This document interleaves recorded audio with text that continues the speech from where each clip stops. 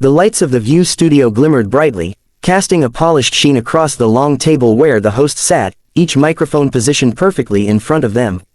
The audience's energy was palpable, a hum of anticipation buzzing through the room as they awaited the arrival of Jonathan Roumie. Known for his thoughtful portrayals of faith, his calm demeanor, and his unflinching honesty, Jonathan was a guest whose presence promised both insight and intensity. As the house band played the opening notes, applause and cheers swelled, echoing throughout the studio. The audience's excitement was tempered with curiosity. Everyone sensed that this was not going to be a standard, light-hearted interview. Jonathan walked on stage with deliberate composure, his posture straight, his steps measured. He acknowledged the audience with a nod and a subtle smile, exuding a quiet confidence that immediately contrasted with the animated energy of the hosts. Joy Behar, ever sharp and quick-witted, leaned forward with her trademark smirk, her eyes glinting with anticipation, knowing that Jonathan's calm, measured responses could be the perfect foil for her probing questions. Jimmy Fallon wasn't present, but Joy's presence alone had a reputation for stirring conversation, and Jonathan seemed fully aware of the kind of exchange that might unfold.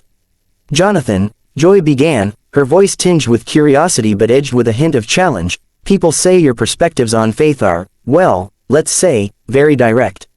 Some might even call them controversial. Do you ever worry about how that comes across to people?" Jonathan regarded her calmly, his eyes steady, and gave a measured nod. "I speak honestly, Joy. My goal isn't to please everyone. My purpose is to communicate truthfully, to offer my perspective without compromise. If some people disagree, that's their prerogative, but I cannot dilute my beliefs just to make others comfortable."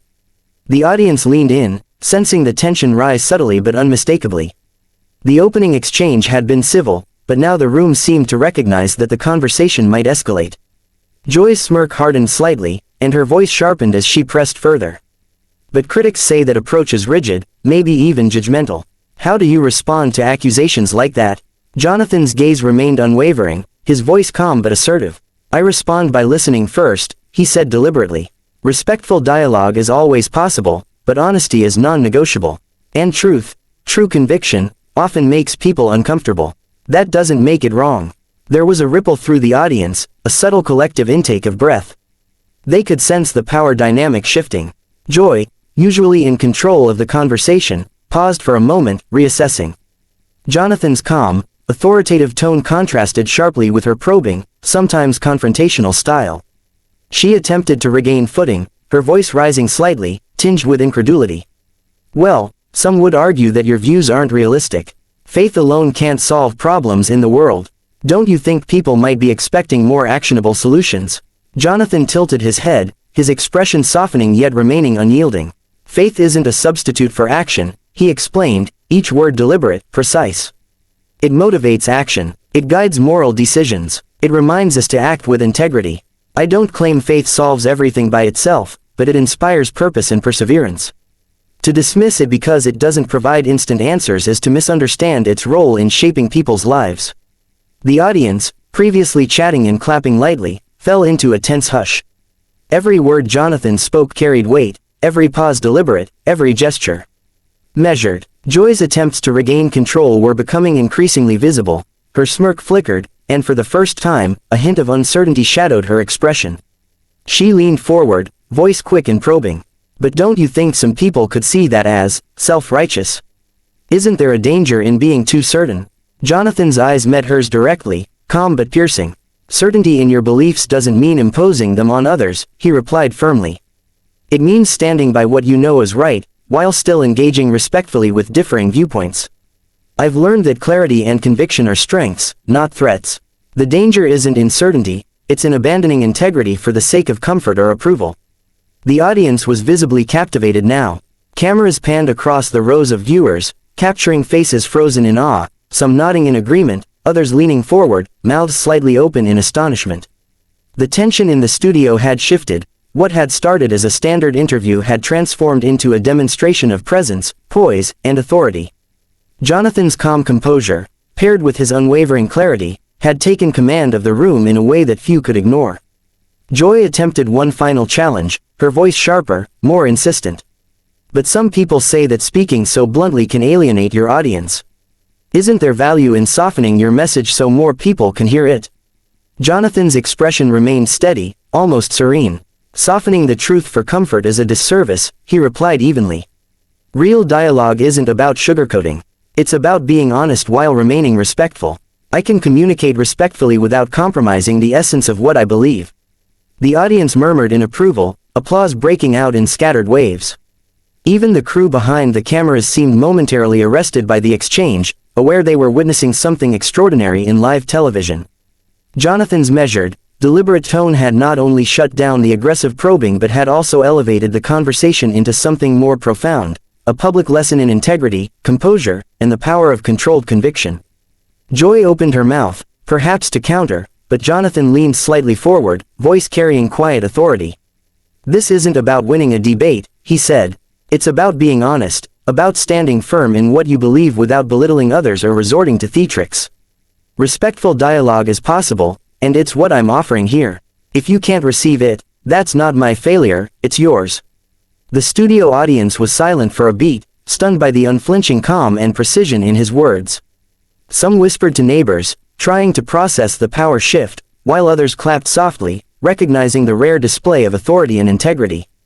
Cameras zoomed in on Jonathan's composed expression, capturing the subtle intensity of a man who had turned a potentially volatile exchange into a controlled and dignified stand.